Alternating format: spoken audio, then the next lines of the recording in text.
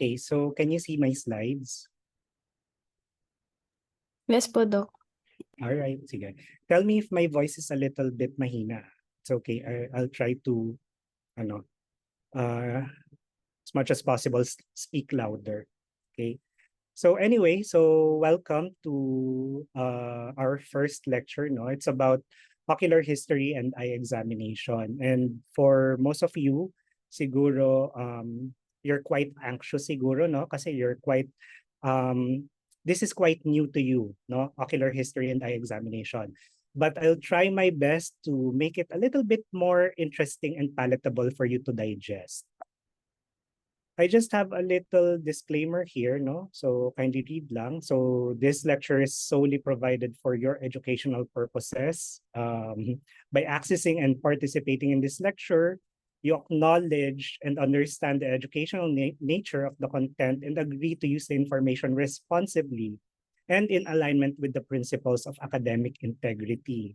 And slides might include pictures of real patients, not really might pala, pero it will include pictures of my real patients for whom consent was obtained beforehand. So kindly avoid unauthorized sharing of this material. Okay?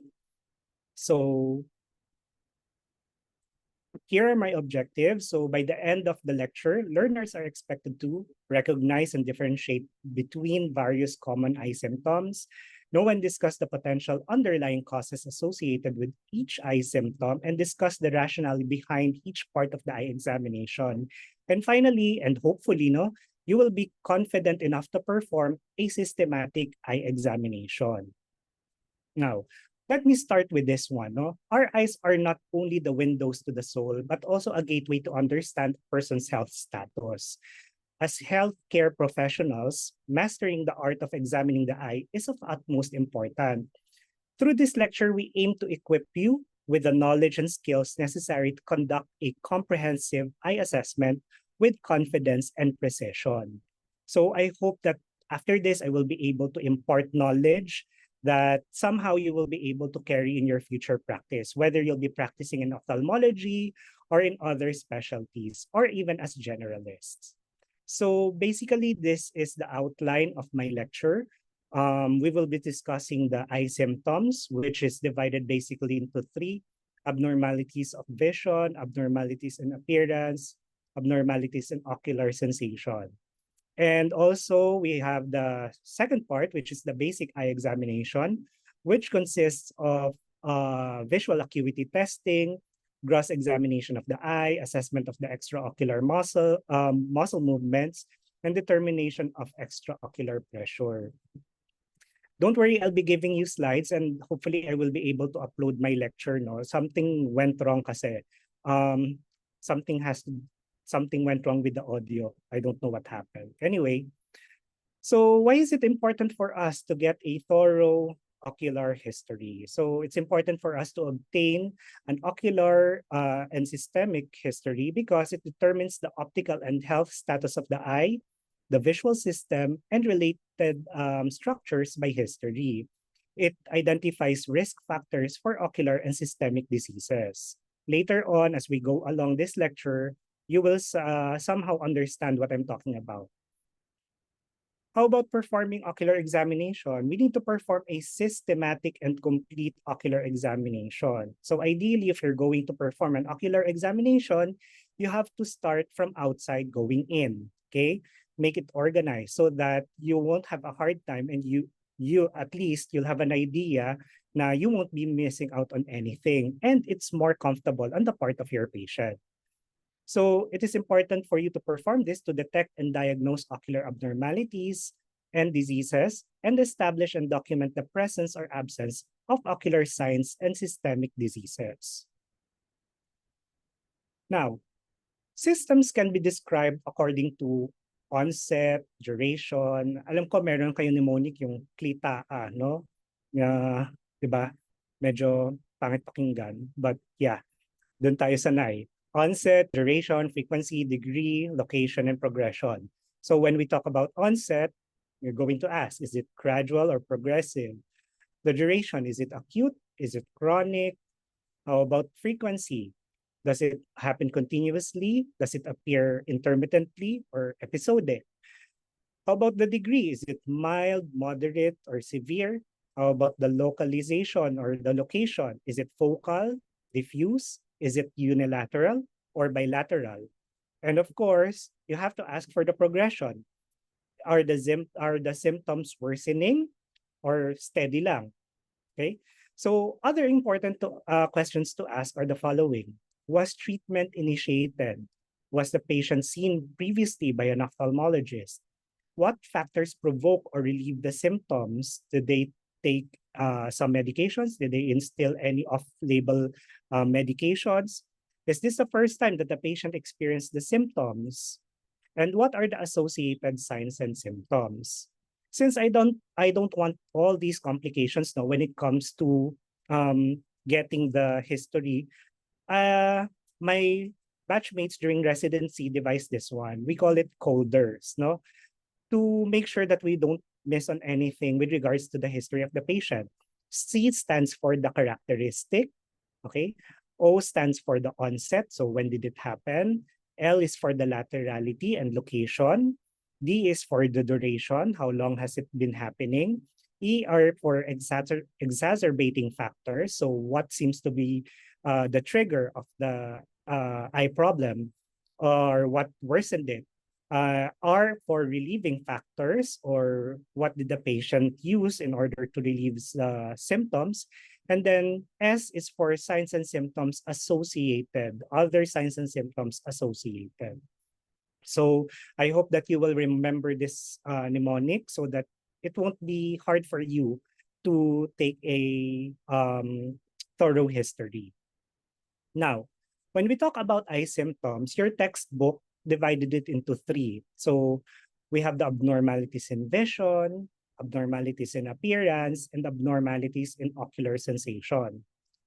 Now, when we talk about abnormalities of vision, these are the following: vision loss, vision distortion, is there flashing or flickering of lights, are there floaters, ocellopsia, and diplopia.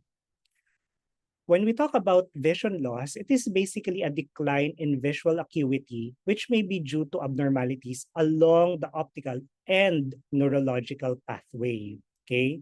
So, and, no? Hindi lang porke sa vision loss, mata lang yung problem. Of course not. Okay? So, it may be caused by errors of refraction, by ptosis, ocular media disturbances, retinal diseases, optic nerve diseases, and intracranial visual pathway abnormalities.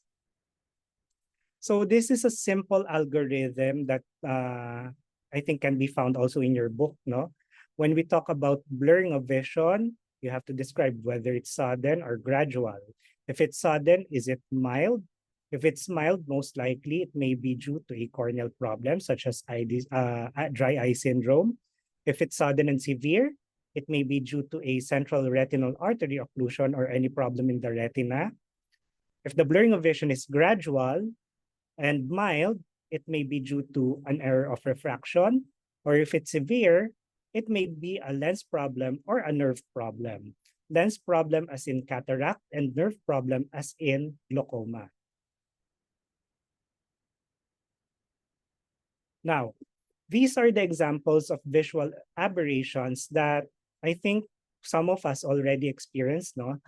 Glare and photophobia. If you have corneal edema or you have cataract or even if you have astigmatism, sometimes you experience glare or yung parang merong shadow yung light, okay? Parang may halo. Visual distortion as in patients with central serous chorioretinopathy or age-related macular degeneration. Flashing or flickering lights as in those with posterior vitreous detachment or retinal detachment. So when getting your history, it's important for you to ask, do you experience flashing or flickering lights? Okay. So floating spots or floaters, it may be due to vitreous condensation and also retinal detachment. Ocellopsia or parang as in those found in nystagmus. Later, I'll show you how an ocellopsia looks like. And also diplopia whenever you see double, as in those in patients with strabismus. So this is a simulation of how the different visual aberrations look like. So as you can see on the left-hand portion of your screen, this is what a normal vision should appear, no?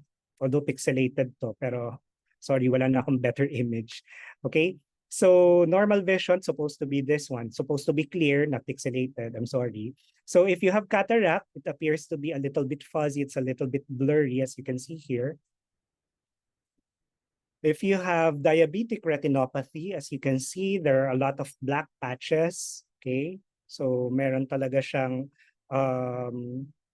visual distortion.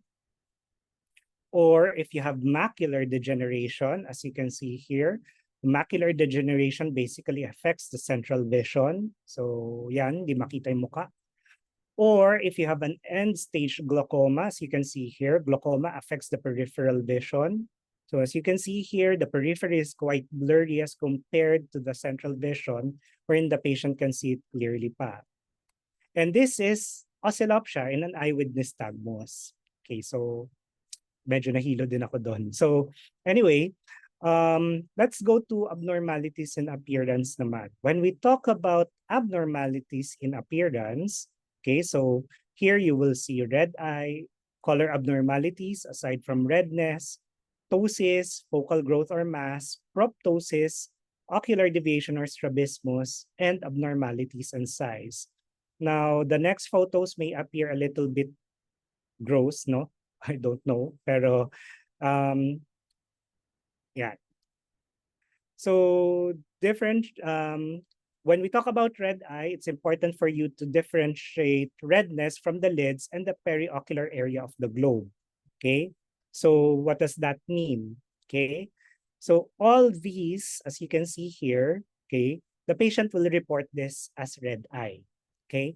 However, as you can see here, it doesn't affect really the globe, no? It's more of the lids and periocular structures. As you can see here, this is a patient with an external hordeolum. This is a patient with preseptal cellulitis, as you can see. And this one is a patient with orbital cellulitis. Now, the difference between preseptal and orbital cellulitis is that in orbital cellulitis, there's already limitation when it comes to extraocular movements. So as you can see in the image here, the patient is asked to look up, but the eye here appears to be a little bit frozen. Now, this these conditions are the common conditions that we see wherein patients complain of having red eye, such as having bacterial conjunctivitis. Okay, so this one, as you can see, the eye appears really red and have discharge, no? This one is an example of a nodular episcleritis wherein there's a focal area of redness. This is an eye with diffuse episcleritis, okay? It's also localized here, localized redness, okay? And this one, okay, this is not my finger, it's a little bit kadiri. Anyway, so this is subconjunctival hemorrhage, okay? So as you can see, it's bloodshot. Yeah. How about other color abnormalities? So we have jaundice, as you can see. Meron ba dito? Wala dito. Ecteria, yung color yellowish talaga yung sclera. Hyperpigmented lesions, as you can see here, in patients with melanoma, thinned out or bluish sclera.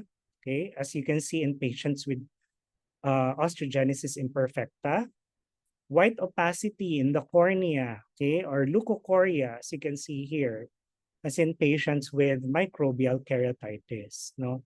So from there, di ba, napansin nyo, there are a lot of eye conditions that nag-iba lang yung color, but it gives you a lot of clue already, no, on what type of condition that the patient manifests. Now, let's talk about ptosis. As you can see, when we talk about ptosis, it refers to drooping of the eyelids or kirat ang mata. Yeah, as you can see, you cannot see the corneal reflex anymore. You cannot see the pupils anymore because it's completely covered by the lid, no? This is usually seen among patients who are, number one, who are elderly already with sagging skin, no? Wherein yung forces of gravity is taking its toll already. Okay. How about focal growth or mass? As you can see here, pinguecula. Okay, so any growth found in the eyelids or outer surface or surface of the eye. As you can see here, pinguecula. Okay, so if merong butlig, bukol, or namamaga, these are the usual complaints of the patients. So kapag bukol, yan, tingnan nyo, there's a hordeolum here, external hordeolum. As you can see, it's really red. Okay, so what differentiates hordeolum from chelation? Hordeolum is usually painful, chelation usually wala. It's just a mass na nandun lang. It's not masakit. Okay, so what about proptosis? Proptosis is different from ptosis. Proptosis meaning protrusion of the eyeball, as in lumuluwa ang mata, dilat ang mata. Okay, this is an example of patient with proptosis in a patient with thyroid eye disease. Now, let's talk about ocular misalignment. Okay, so patients often complain na parang naduduling or nababanlag, okay? Or parang sinasabi nila na parang nakataas po yung mata, okay? So it may be classified as either isodeviations or inward turning, exodeviations or outward turning, hypertropia or upward turning, and hypotropia or downward turning. As you can see here, no? Sorry. Okay. These are the corneal light reflexes. A normal corneal light reflex, this would appear to be here, no? Dapat gitna siya. However, if you shine a light and you see that the corneal light reflex is on the lateral side, it means that the eye is deviated inward. Pag sa medial aspect naman, the eye is deviated outward. If it's inferior, the eye is deviated upward. And if it's superior, the eye is deviated downward. Okay? Now, how about abnormalities in size? This refers to the disparity in the size of either between the corneas or the globe. As you can see here, in a patient with rhabdomyosarcoma, okay, so the left eye appears a little bit bigger as compared to the right eye. Retinoblastoma naman, the smaller, okay, there's a smaller left eye because this eye is already physical or nag-shrink na because of chemotherapy. Okay. In cases of congenital glaucoma, we have what we call a ophthalmos or bull's eye, no? Medyo malaki. So you can see here, the patient has a bigger right eye. Now, let's talk about abnormalities in sensation. When we talk about abnormalities in sensation, it can be divided into three: eye pain, eye irritation, and headache. So for eye pain, it's important for you to identify the location where the pain is coming from. Is it periorbital, as in which may be attributed to tenderness of the lid, tear sac, sinuses, and temporal arteries? Is the pain retroorbital, as in patients with orbital inflammation, orbital myositis, and optic neuritis? Is it ocular, as in patients with corneal abrasion, foreign body, glaucoma, corneal ulcer, and endophthalmitis? Or it can be non-specific, as in ocular accommodation or accommodative spasm, no, and binocular fusion problems. How about eye irritation? Usually it's characterized as itchiness, okay? Yung sasabihin nila, doctor, my eyes are a little bit itchy, sobrang katipo, especially at night, okay? It may be due to dryness, which is a common complaint among call center agents due to excessive screen use. Tearing, okay, so you have to ask whether medyo basa-basa lang po ba yung mata or talagang tumutulo, okay? Because those are two totally different things, okay? Ocular secretions, okay? So you have to characterize whether is it watery, is it mucoid, is it ropey or stringy, as in those seen in allergic conjunctivitis? Is it virulent or copious, as in seen with bacterial conjunctivitis? Is it bloody, as in those seen among other viral conjunctivitis? Or are there dried matter or crusting? No? Now, How about headache? Headache is a relatively vague symptom. So most of the time you see patients who complain of headache and you see them sa ophthalmology clinic. Okay? So most of the time, okay, if the patients have headache, it may be due to uncorrected errors of refraction or presbyopia, wherein it manifests as referred pain to the eyes and brow area. Patients with high or low blood pressure nga, it may also give a referred pain around the eyes.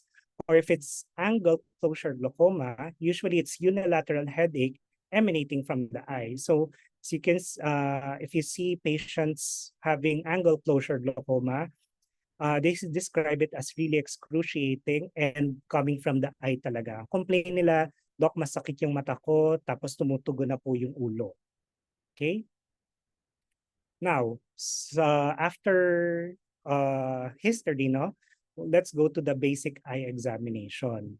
So we have what we call the 8-part eye examination. However, for the purpose of discussion and based on your textbook, no, we will be discussing visual acuity determination, external eye examination, which includes the pupillary examination, ocular motility, tonometry, and fundoscopic examination.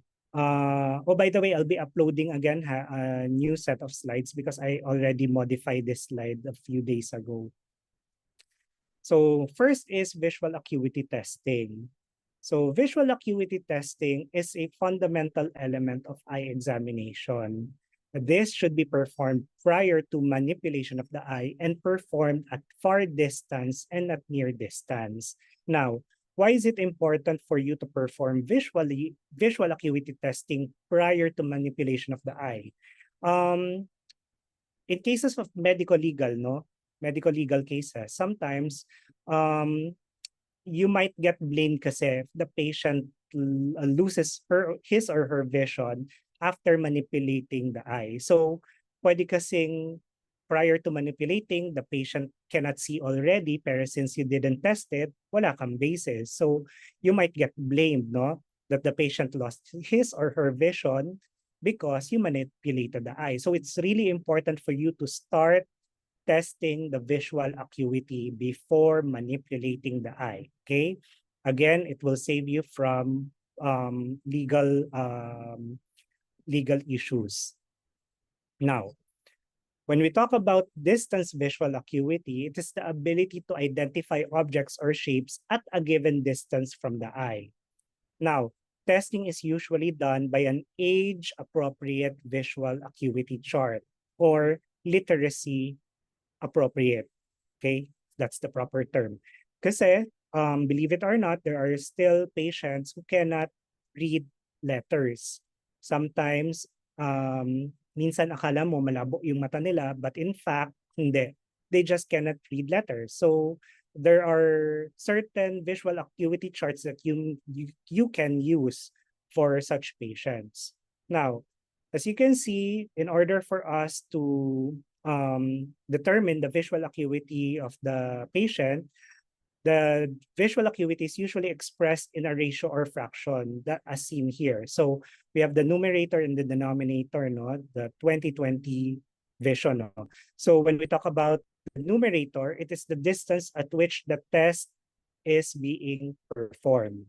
Okay, so this is the distance. And the denominator is the distance read by a person with normal visual acuity. So in short, this is what the patient can see and this is what a normal person can see. So for example, if the visual acuity of the patient is 2400, it means that your patient can see it at 20 feet, whereas a normal person can see it at 400 feet. Okay?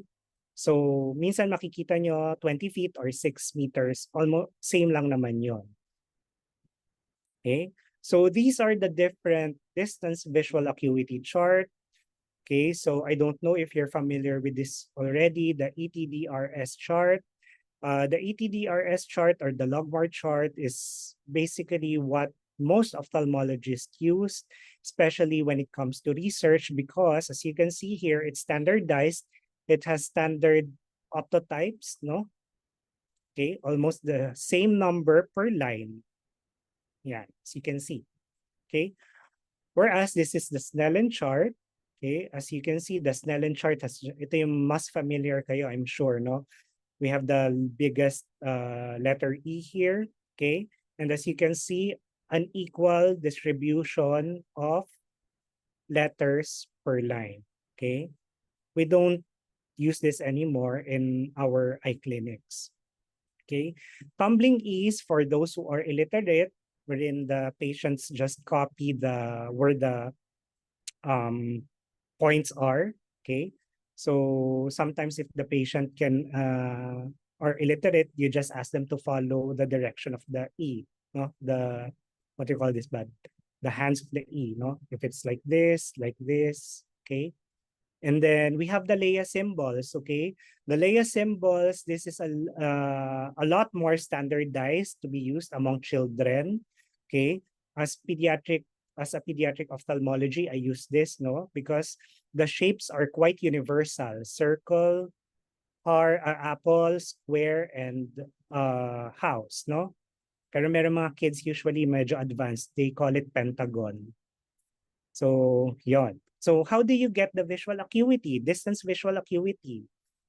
Disclaimer, no clinical clerks were hurt during this photo shoot. Okay, so first, the important thing is to position yourself 20 feet away or 6 meters away from the visual acuity chart. Second is you have to cover, you have to occlude one eye and test one eye at a time.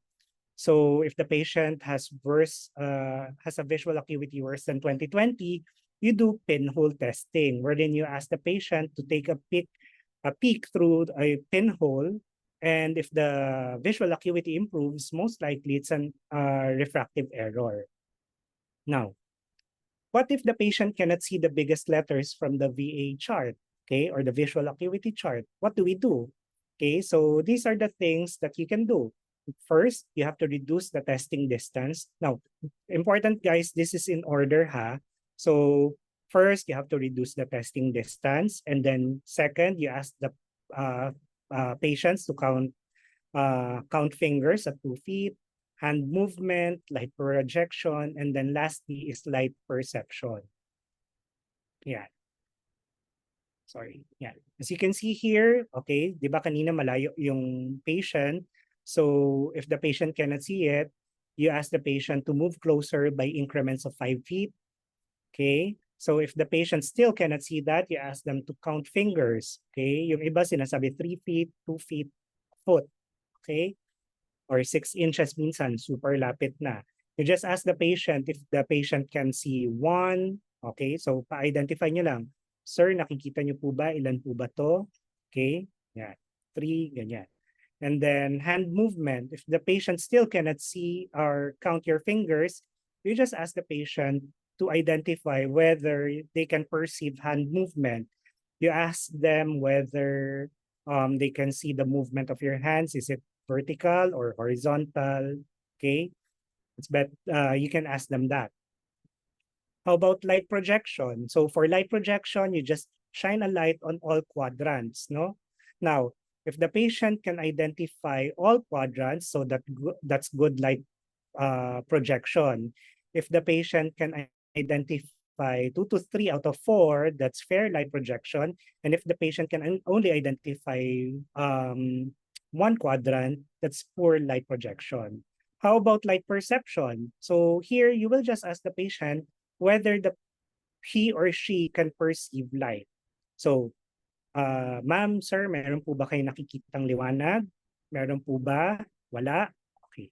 So yan, through the use of your pen light, of course. Ideally, if you're going to perform light perception, it should be performed in a dimly lit room. Medyo madilim, ha? Yeah. So for near visual acuity, we have what we call a near acuity chart, a pocket Snellen, a Rosenbaum chart, or a Jaeger chart.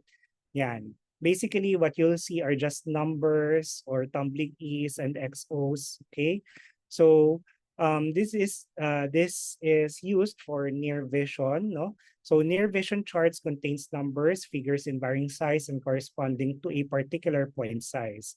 As you can see here, there are certain numbers, no? So this will serve as your grade for the visual acuity at near.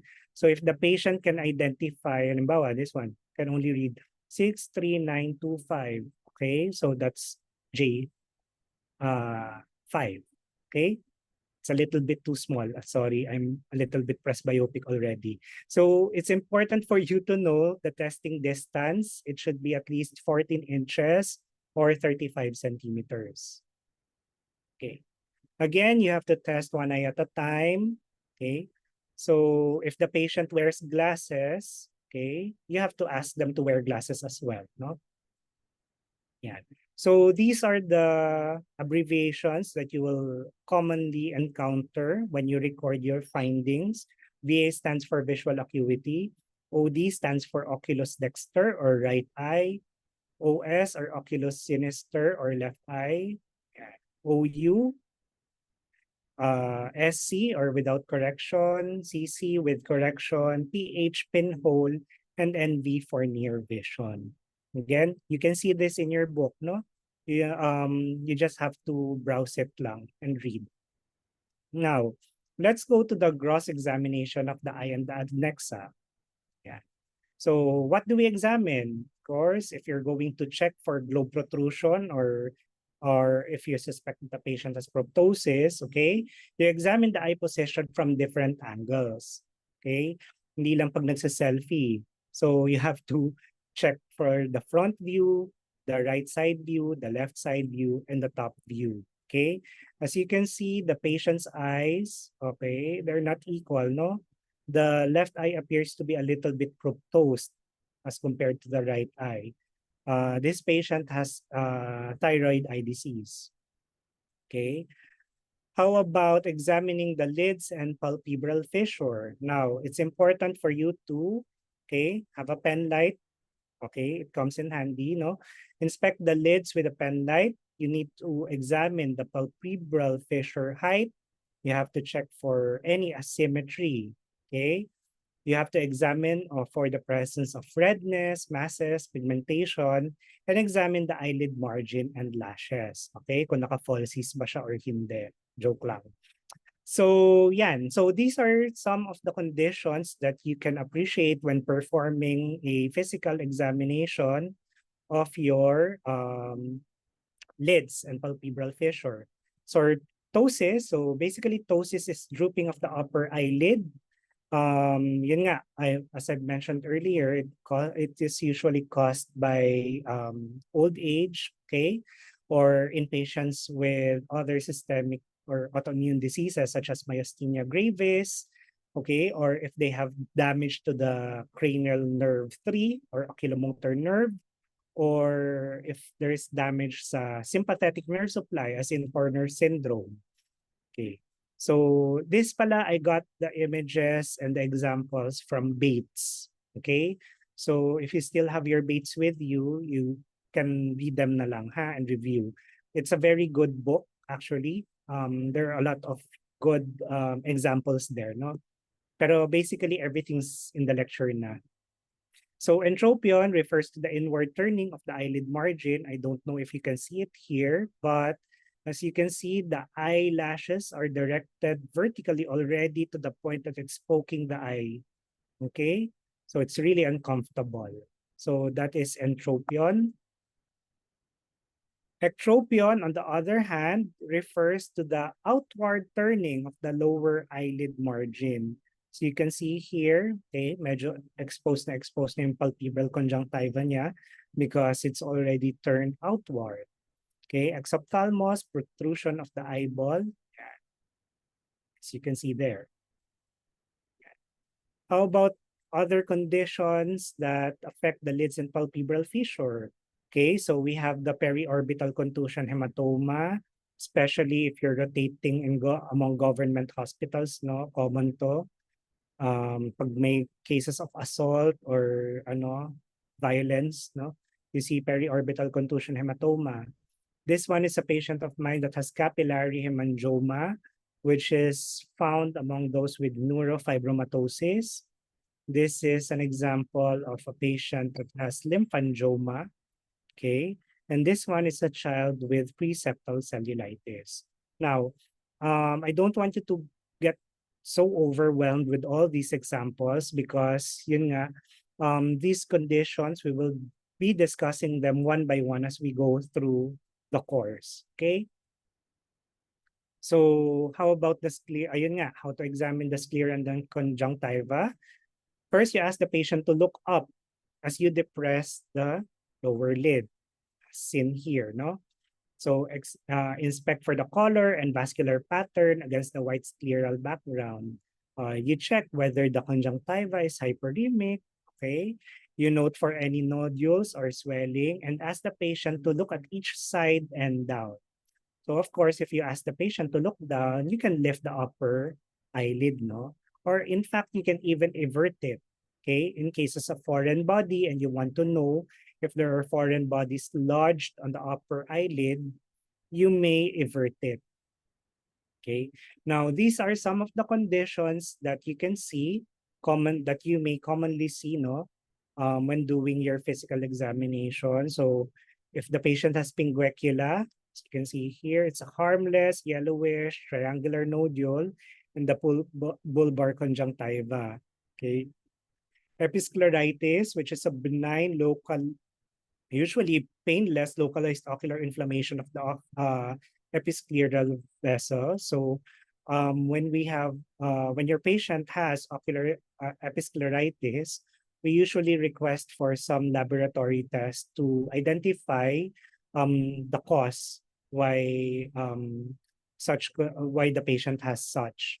Okay, so sty or hordeolum. So it's a painful, tender, and the red infection at the inner or outer margin of the eyelid. So it is usually caused by Staphylococcus aureus, no? Okay. So if it's inner, okay, it is usually brought about by an obstructed meibomian gland. And if it's in the outer naman, okay, outer margin, it's usually coming from an obstructed eyelash or tear gland. Okay. So chelation, it's a subacute non-tender, like what I mentioned a while ago, non-tender, okay, usually painless nodule caused by blocked meibomian gland, as you can see here. Now, how about the cornea and the lens? Okay, so with oblique lighting, you inspect the cornea of each eye for opacities and note any opacities in the lens that may be visible through the pupil. So you just shine a light using your pen light. But ideally, if you're going to examine this, you need to have a slit lamp, okay, to have a better view of the structures. Okay, so these are some of the conditions that you might see affecting the cornea and the lens. So corneal arcus. So corneal arcus refers to a thin grayish white arc, okay, as you can see here, that is not quite at the edge of the cornea. Usually it is common among those who are elderly, no? Especially among African Americans and young adults as well. However, if you see them among young adults, it is usually suggesting that the patient has hyperlipoproteinemia, no? But most of the time it's benign. So corneal scar, on the other hand, as you can see here, okay, it's a superficial grayish white opacity in the cornea, secondary to an old injury or due to an inflammation. So for those who sustained a previous injury, no, pag nag-heal yung cornea, pwedeng magkaroon po ng scar. Okay? Yeah. Kaiser Fleischer ring. So you can, I don't know if you can appreciate the color, no? It's a golden to red-brown ring, sometimes shading to green or blue. Depende, iba-iba. This is due to the copper deposition in the periphery of the cornea, which is usually found among those with Wilson disease. O, di ba na, I'm sure na-discuss nyo na to sa pedia or sa medicine, no? Pterygium, yan. Okay, sinasabi nila ito yung pugita in Tagalog or yung iba tinatawag na octopus. Siguro pag octopus medyo malaki na, no? Kaya octopus tawag nila. But as you can see here, it's a triangular thickening of the bulbar conjunctiva that grows slowly across the outer surface of the cornea. Usually it starts small, okay, but as the as it worsens, no, as time passes by, lumalaki siya, okay, especially if you're continuously exposed to sunlight, gumagapang talaga siya hanggang dulo until it obstructs the pupil. Okay? And in the US, they call it ano, surfer's eye because it's commonly found among surfers. Pero dito sa Pilipinas, pugita. Okay? So, cataracts, it refers to the opacity of the lens visible through the pupil. Okay?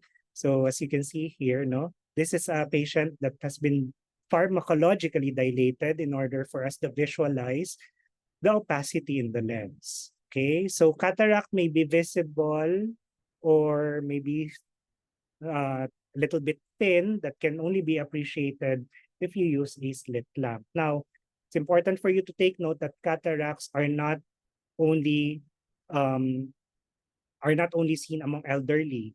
Okay, there are conditions such as congenital cataract wherein you see them among patients who are born um, with systemic diseases or kapag may congenital cataract talaga, makikita nyo talaga there's a whitish opacity there.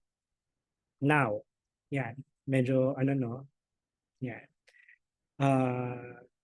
Ocular trauma. So, if ever you see this one, ocular trauma, the most important thing to do is to get the visual acuity. Okay, kahit light projection, light perception, you have to check again, first and foremost, the visual acuity. And again, if there's one thing na meron akong take-home message sa inyo, never palpate an eye with suspected open globe injury unless you want to have your hands full of uveal tissue. Okay? So how about the pupils? What do we check? Okay, so we assess for the pupil size and shape. We assess the pupil reaction to light, and we do the swinging flashlight test. Yan. So for direct pupil reaction, we basically shine a light on the eye that is being directly tested, no? So, yeah. For consensual pupil reaction naman, you observe the reaction on the opposite eye. So for swinging flashlight test, you just check for the reaction of the eye. You just give enough time for each eye to recover, no? Before you perform your swinging flashlight test. So you just swing it from one eye to the other, approximately 1 second per each eye. Okay? Yeah. So we have to test also the near reaction, no? So in testing the near reaction, you have to test it in both dim and normal light. So we have to test one eye at a time to make it easier to concentrate, no? You just have to look at one eye first. And then, you hold your finger or pencil about 10 centimeters from the patient's eye and ask the patient to look alternately into it and into a distance, no? Directly behind the target. So you ask the patient to look here and then sa malayo. Okay. So you observe for the near synkinetic reflex. Okay. So expect mo pag near, magko-constrict. Okay. Now, there are several conditions, a couple of conditions, I mean, that you can appreciate when testing for pupillary reaction. So you may observe anisocoria. So when we talk about anisocoria, it represents a defect in the constriction or dilation of the pupil. Meaning, anisocoria is an equal siya. One is dilated, one is constricted. So, yan. As you can see here, tonic pupil, as in AD's tonic pupil. So the pupil is large, okay, regular, and usually unilateral.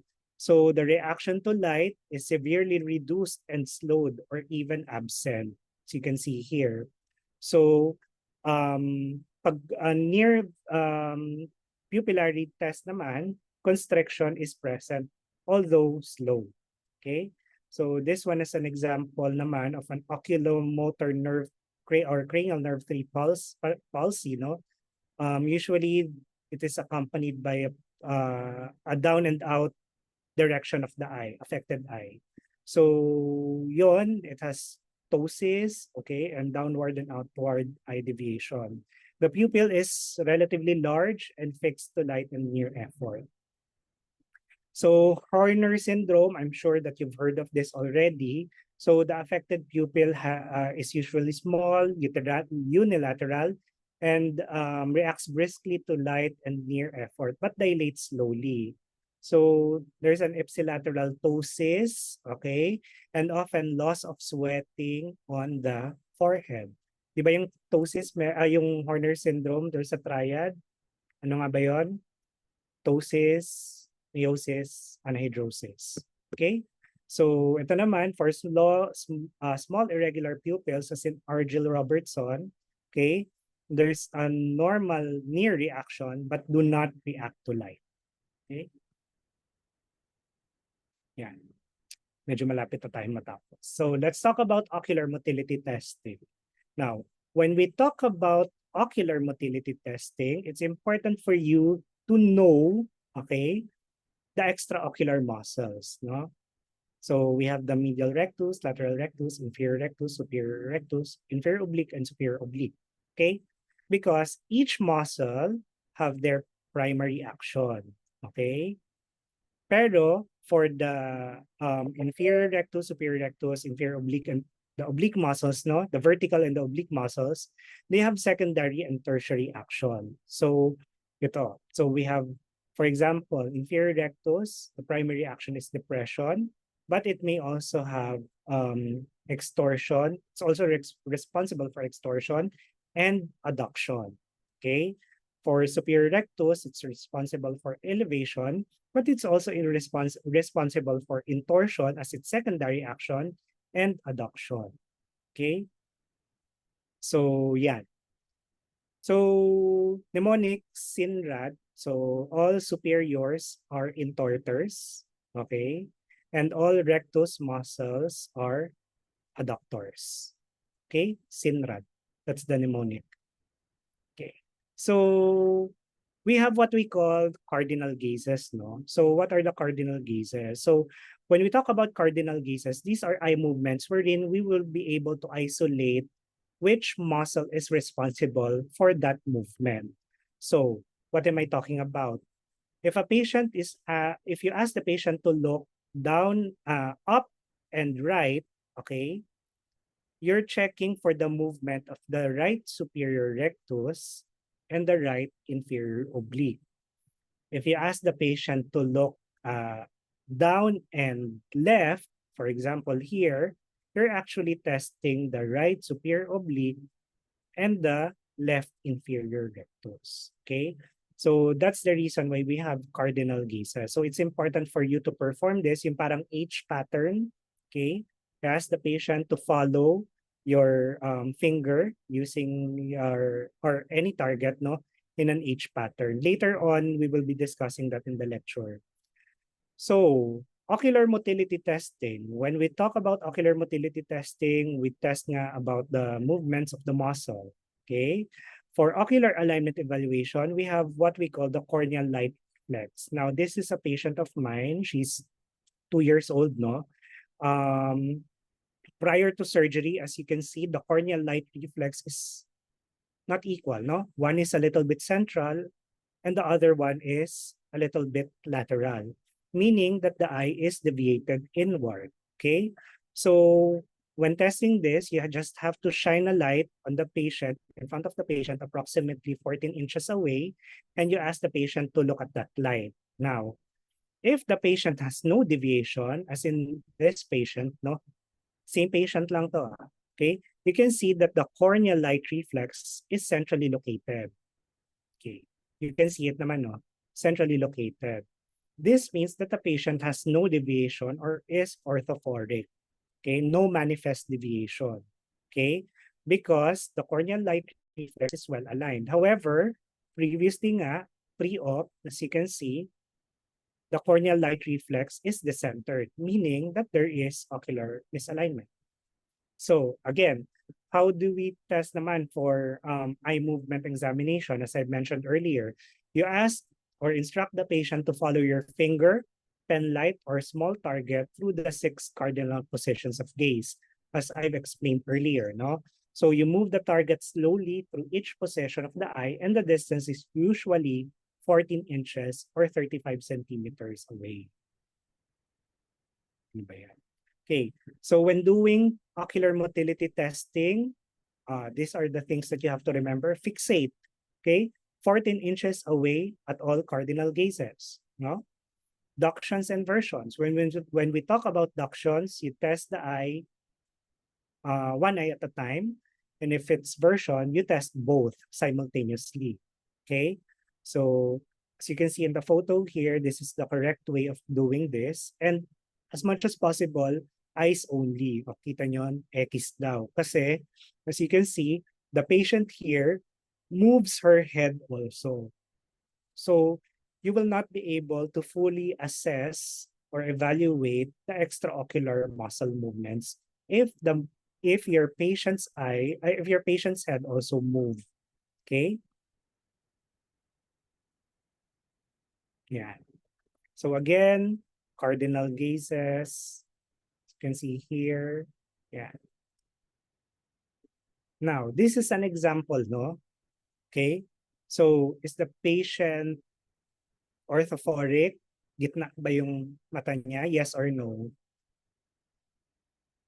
Sige nga, sagot lang yung isa. Is there misalignment? Yes or no?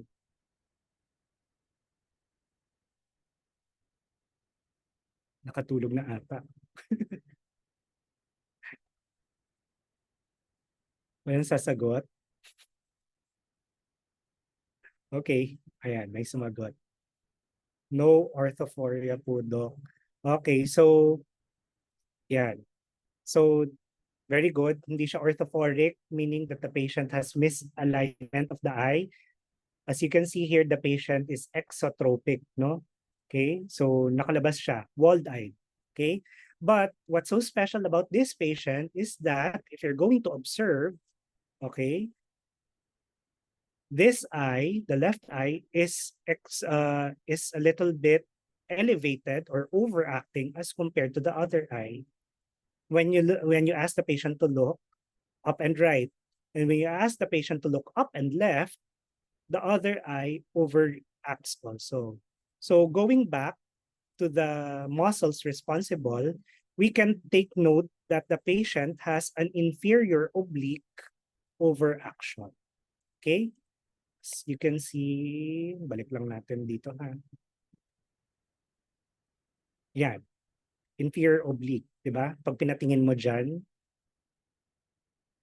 And then, yeah. Okay? Or yan. All right. Now, let's talk about intraocular pressure. Now, when we talk about intraocular pressure, it is a pressure that is created within the closed environment of the eye. It is a balance between the aqueous production and drainage.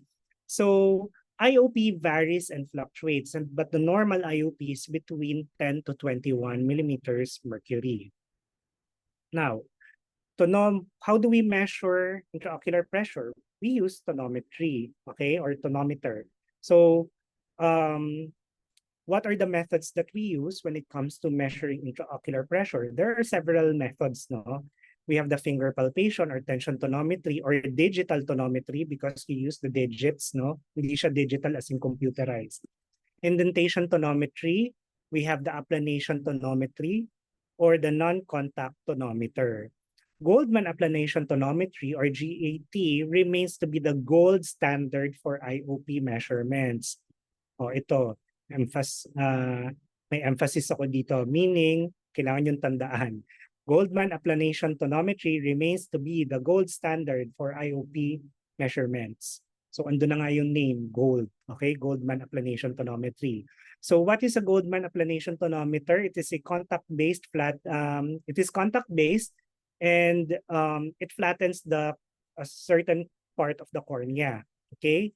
However, the advantage is that this is the gold standard for accuracy, no? So when you get the pressure using the Goldman tonometer, yun na yun.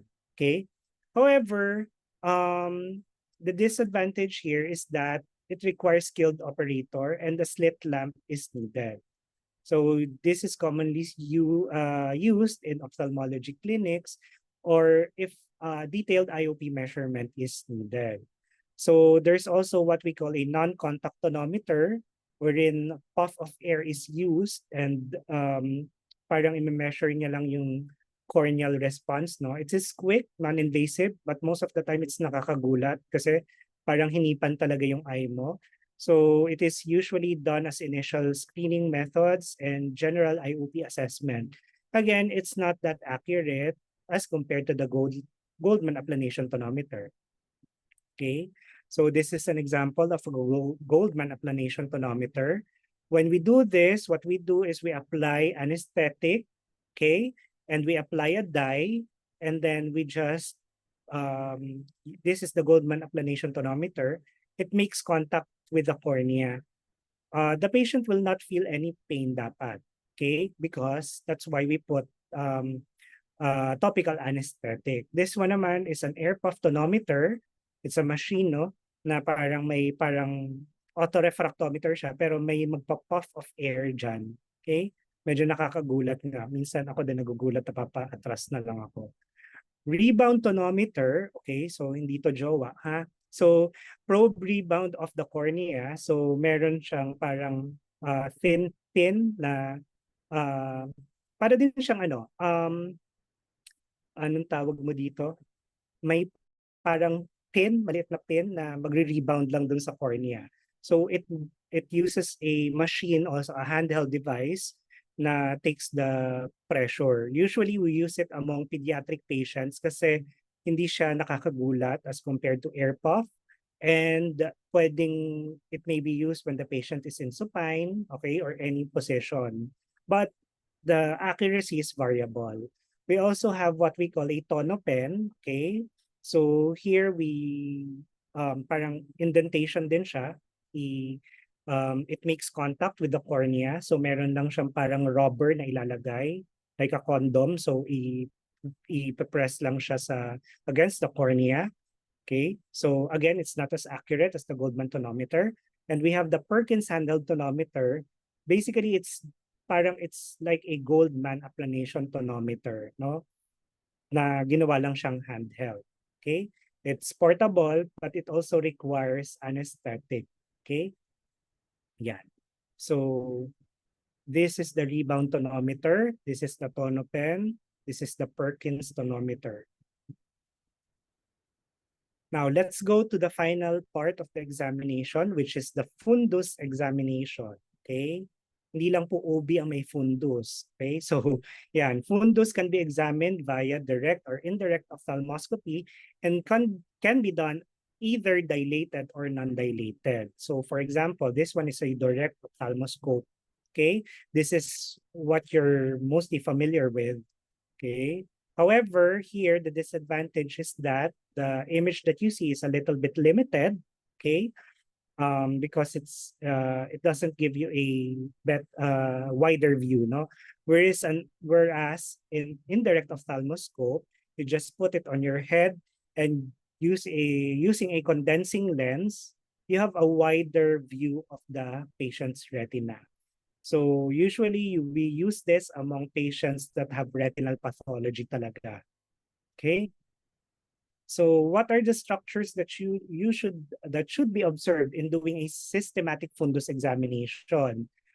So we observe for the ocular media, the optic disc, the retinal vasculatures, the retinal background, and the macular area. Yeah. So how do we do, okay, fundus examination? So first, you have to dim the lights. Okay, dim the lights. Turn, okay? The focusing wheel should be turn to 0 diopters. And then right to right, okay? So you use your right eye to examine the patient's right eye, okay? Kahit cute pa yung pasyente nyo, hindi nyo gagawing right to left, okay? Right to right, okay? And then you position yourself 15 inches away from the patient and at an angle of 15 degrees. Now, again, these are the structures that you have to observe when doing a fundus examination. And this is how a normal retina looks like. So as you can see here, there's the optic disc, the optic cup, the retinal arteries, the retinal vein, the fovea, the macula, and the retinal background. Okay. When evaluating the ocular media, you have to check for the red-orange reflex, okay? Is there a normal red-orange reflex? So if it's normal, most likely the patient has no ocular media opacity. Or if it's dull or dull red-orange reflex, okay, there might be a retinal pathology such as vitreous hemorrhage. Or if the patient has an absent red-orange reflex, there might be very large retinal detachment or cataract. Okay. Now, yeah.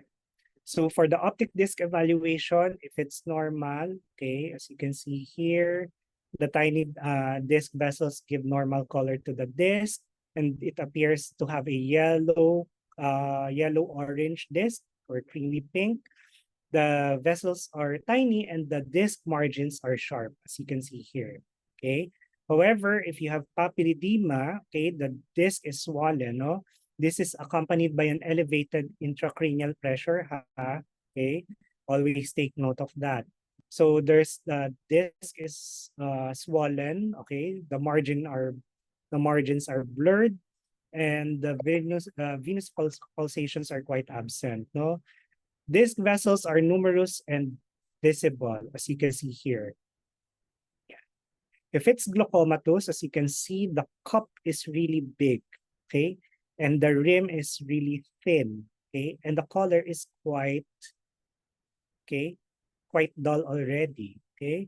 This is due to an increase in IOP, okay? Most of the time, no, increased IOP, but there's such a thing as a normal tension glaucoma, okay? So, that will be discussed later on as we go along the course, okay? So it causes atrophy, okay, which causes the cupping, no? Optic atrophy, as you can see here, sobrang ano na talaga, white na talaga, okay? So halos ano na, um, totally white na siya. You can hardly visualize the vessels also. Yeah. How about the retinal vasculature? Okay, you can check for the normal retinal artery, no? Okay, so as you can see here, the arterial wall, column of blood, and the white reflex. So this is normal. If there's focal narrowing, okay, you can see this among patients with retinal, with hypertension, sorry, okay? So yeah, copper wiring, okay, so the arteries become full and somewhat tortuous, and there's an increased light reflex with bright coppery luster. So yeah. And if it's really narrowed, halos white na lang yung makikita, no? No visible blood. Okay? So this is an example of a patient. This is an actual patient of mine, no? This is the fundus photo of that patient. Patient is a known diabetic, poorly controlled. So as you can see, there are a lot of lesions in the retina. Okay, I don't know if you can see them clearly, no? But yeah, so we have here soft exudates, okay, which appears to be a little bit feathery, okay. Hard exudates, which is a little bit more solid, discrete lesion, yellowish lesion, amorphous. Okay, flame-shaped hemorrhage, which appears to be flame-shaped. Vitreous hemorrhage, which are blood, okay, suspended in your vitreous cavity, in your vitreous, no? Neovascularizations or abnormal vessels that grows in the in your retinal vessels, no? And dot blot hemorrhages. Again, this will be discussed in full details during your retina module. Okay, so that basically ends the history and physical examination of the eye. I hope that you learned something from this short lecture. And like what I've said, everything is in your book, in your Valbuena book. I just added some minor references, yung Bates, no? Bates lang naman din yung pinagkuhanan ko. But basically, it's in the slides. So I'll be sending the slides to you as well. Okay? So